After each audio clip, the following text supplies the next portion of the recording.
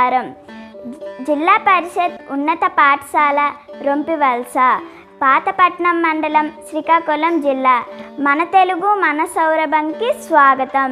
ఈరోజు నేను చెప్పబోయే పద్యం పేరు ఎంత చెలిమియున్న ఎగతాళి చేయకు.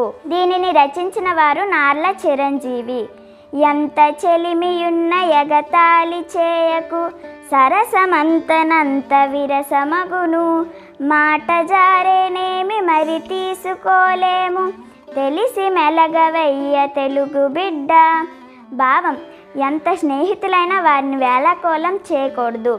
ఇష్టం కాస్త అయిష్టంగా మారవచ్చు. మాట్లాడే ముందు ఆలోచించి మాట్లాడాలి. ధన్యవాదాలు. అమ్మా చిరంజీవి, హిమవర్షిని, నీ పేరుకు తగినట్టుగా నీ భావాన్ని, పద్యాన్ని వివరించావు. నీ మాటల్లో మంచు జాలువారుతున్నట్టుగా చల్లని వాతావరణాన్ని ఏర్పాటు చేశావు. దీనిలో ముఖ్యమైనది, ఎంత తను ఉన్నప్పటికీ కూడా వేగరంగా అవతల వాళ్ళకి, మన మిత్రుడికి ఒక ఇబ్బందికరమైన మాట మాత్రం ఆడకూడదు, అది ఇబ్బంది కలిగిస్తుంది అన్నటువంటి విషయాన్ని చల్లనైన మాటలతో శ్రావ్యమైన భావంతో చెప్పినందుకు నీకు మంచి మేలు కలుగుగాక.